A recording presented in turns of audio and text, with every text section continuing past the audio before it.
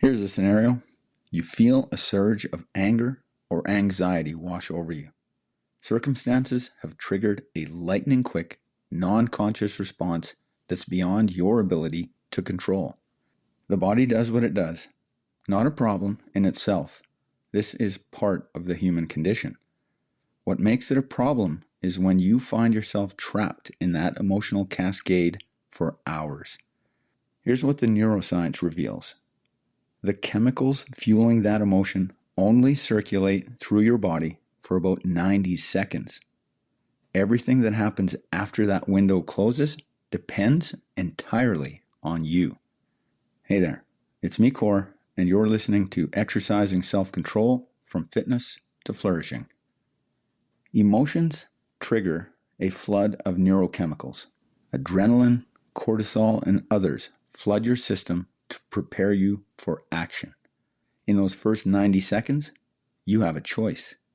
You can notice the sensation without judgment and employ calming techniques like controlled breathing or cognitive reframing. The intensity naturally subsides as the chemicals clear from your bloodstream. But most of us don't stop there. Instead, we construct a narrative around the feeling. We replay the triggering event, question our responses, imagine different outcomes, and spiral into regret. This cycle, which psychologists call rumination, keeps the state alive indefinitely, long after the initial chemical surge has passed. The chasm between that 90-second window and hours of suffering isn't mysterious. Your thoughts sustain the emotion. Each time you revisit the story, you reinforce the neural pathways associated with that mood, essentially reliving it. You become the architect of your own emotional prison. This understanding opens a door to genuine change.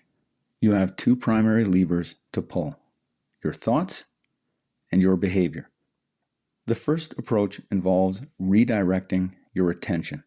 You can consciously shift focus to something else, interrupting the rumination cycle and starving the response of the mental fuel it needs.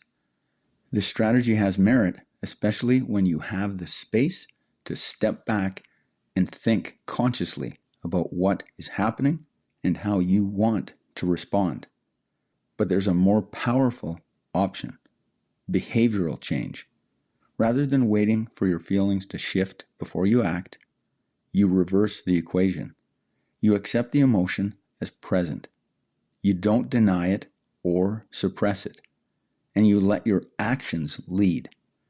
This means moving forward despite the feeling. You show up to work even though you're anxious. You reach out to a friend even though you're hurt. You take the next step even though you're afraid. Your behavior becomes the catalyst that transforms your emotional state. You're not pretending everything is fine. You are acting with intention despite what you feel. When you behave constructively despite the sensation, you gather evidence that contradicts the story your mind is telling. You prove to yourself that you're capable, resilient, and in control.